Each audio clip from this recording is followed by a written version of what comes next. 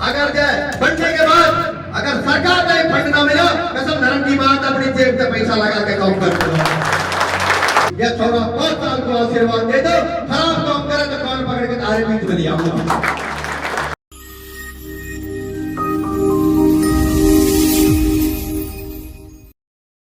गुरुग्राम नगर निगम चुनाव में एक ऐसा प्रत्याशी भी है जिसने यहां तक ऐलान कर दिया है कि पार्षद बनने के बाद अगर सरकार से उसे फंड भी नहीं मिला तो वो अपने वार्ड में अपनी जेब से विकास के कार्य कराएगा।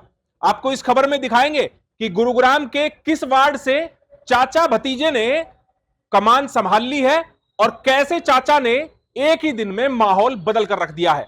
नमस्कार, मैं हूं सुनील यादव और आप देख रहे हैं गुरुग्राम न्यूज।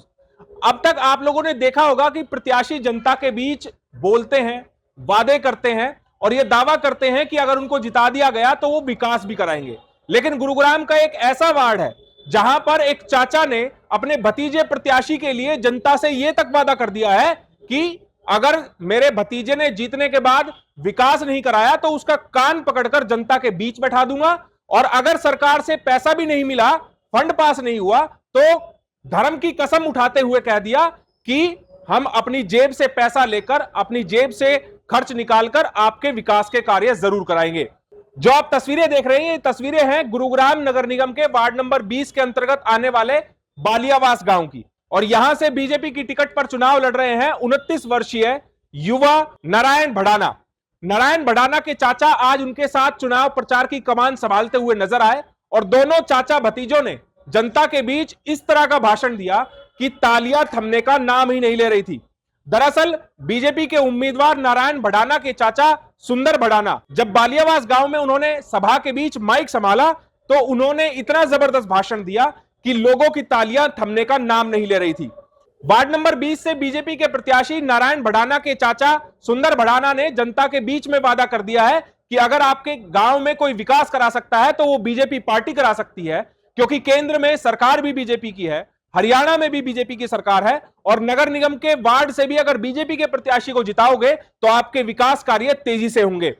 सुंदर भड़ाना ने यहां तक दावा कर दिया कि अगर सरकार से फंड भी नहीं मिला तो भी अपनी जेब से पैसा निकालकर आपकी गांव की गलियों को पक्का कराएंगे, सड़कों को बनवाएंगे, सीवर साफ कराएंगे।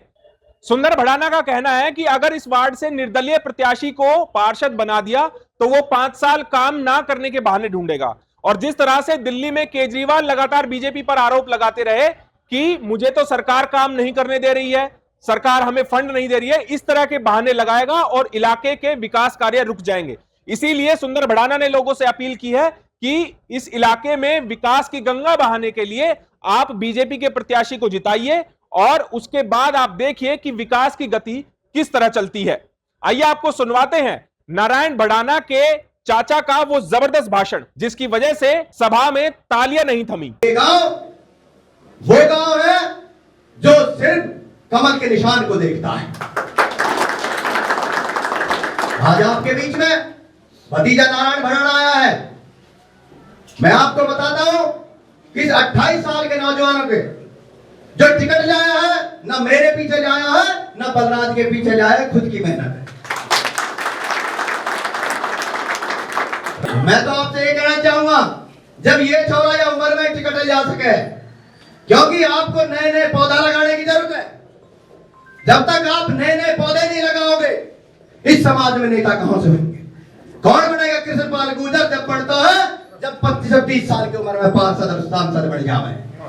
सचिन पायलट जब पढ़ता है, जब 26 और 27 साल में पूरे प्रदेश का अध्यक्ष बन जाता है। इसकी राजनीति आप सबके धरोहर है, आप सबके बलबूते हैं। कोई भी आदमी अगर नेता बनता है तो सबसे पहले अपने समाज से नेता बनता है, समाज नेता बनाता है। भाई ने बहुत अच्छी बात कही, दाइमा जी ने, और यहां पर उपस्थित इस जन समूह का मैं धन्यवाद करता हूं कि आपकी सोच का। यहां पे 2 दिन पहले मैंने डोर टू डोर किया इस गांव में।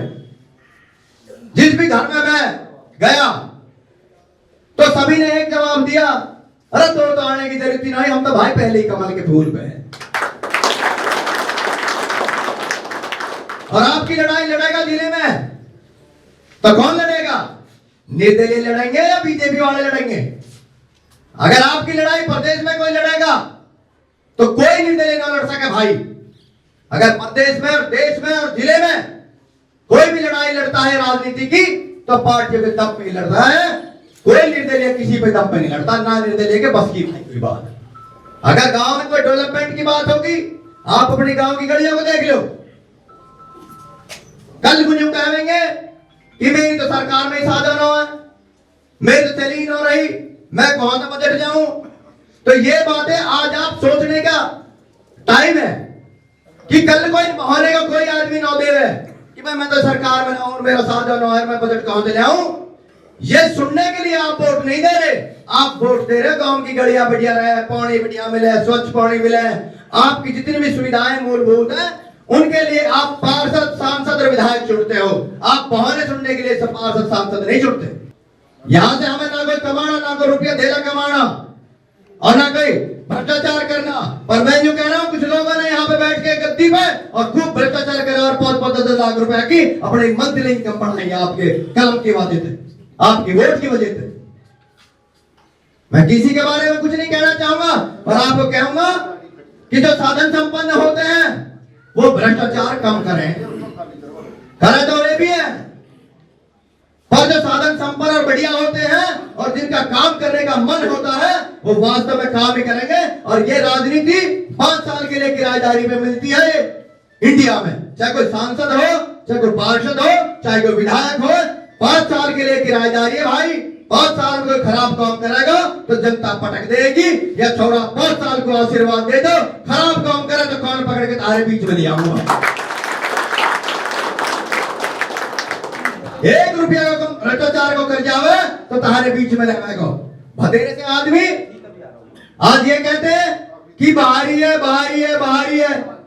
जिनमें मुद्दे नहीं है वो मुद्दे की बात नहीं करेंगे, वो बात नहीं करेंगे आपकी गलियों की, वो बात नहीं करेंगे आपकी शिक्षा की, वो बात नहीं करेंगे आपकी पानी की व्यवस्थाओं की, वो बात नहीं करेंगे आपकी जो है स्वास्थ्य सेवाओं की, वो बात करेंगे जिसमें आप टिकी ना सको। वे मुद्दे लाएंगे ढूंढ के कि बाहरी है, भीतरी है। या पूरे क्षेत्र में 2 साल पहले तो पूरे चौगड़दा नेहड़ की पंचायत होकर, और जब जो है धोबसपर और नया गांव नेहड़ में शामिल करे हो, कुछ शामिल हुए तो नेहड़ो तो ये लगता है नए गांव तक बाहरी कैसे हो गए भैया। और जब बारात ले आवे जब बहुत जल्दी भीतरी बढ़ जावे। मेरा आप सबसे कहना है कि इनकी बातों में बताओ, इनके डर के खौफ से ये खौफ इतना खाया पड़ा है, जो 15-20 साल से बैठे हैं उनने हार को डर सता रहा भाई। इन्हें अपनी सीट जाती दिख रही है, इन्हें यूं लग रही है कि हम तक तो कोई या खाने में मिलो इन्हों ढंकों से, अब के ढंकों से मिल गो तो ये हमारे भाई बता रहे मिलो हाथ हम, और हाथ मिला है तो कुश्ती खेलेंगे तगड़ी, और काम में काम ऐसा करेंगे पूरा गांव को चमका देंगे। मैं ये तो नहीं कहता कि लंदन बना देंगे, पर लंदन तक हम बिना बनाएंगे भाई। 5 साल का आपसे पीरियड मांगते हैं हम, पर 5 साल को एक मौका छोड़ा दो। जब तुमने 3 मौके और हमने निर्णय देने दिए हैं तो भाजपा पे विश्वास करके, बीजेपी पे विश्वास करके, और 5 साल को सिर्फ पीरियड एक बार देख के दिखाओ। मैं फिर से आपको विश्वास दिला के जाऊंगा यहाँ कि आपके बीच में 24 घंटा बने रहूंगा। और भतेरे से जो कह रहे हैं कि अब भड़ौने कहां ढूंढोगे, या भड़ौने कहां ढूंढोगे, तो मैं आप सबको बताना चाहूंगा कि हमारा कार्यालय यही है भाई, बेरमपुर। ढूंढने की कोई जरूरत ना, जब मैं तुम्हें ढूंढ रहा हूं तो मैं जो जरूरत ही ना छोड़ूंगा ढूंढने की, मैं यहीं रहूंगा तारे बीच में। अगर जाए बनने के बाद अगर सरकार से फंड ना मिला, कसम धर्म की बात, अपनी जेब से पैसा लगा के काम कर दूंगा। मान सम्मान के लिए सदा ऋणी रहूंगा। और एक बात का आपको विश्वास दिलाता हूं, आपका बेटा जो भी कोई आप ड्यूटी मेरे लायक लगाओगे, मैं हमेशा आपको खड़ा मिलूंगा। मैं आपसे हाथ जोड़कर बस एक ही अपील करता हूं कि आने वाली 2 मार्च को कमल के फूल पर बटन दबाकर अपने बेटे को विजयी बनाएं।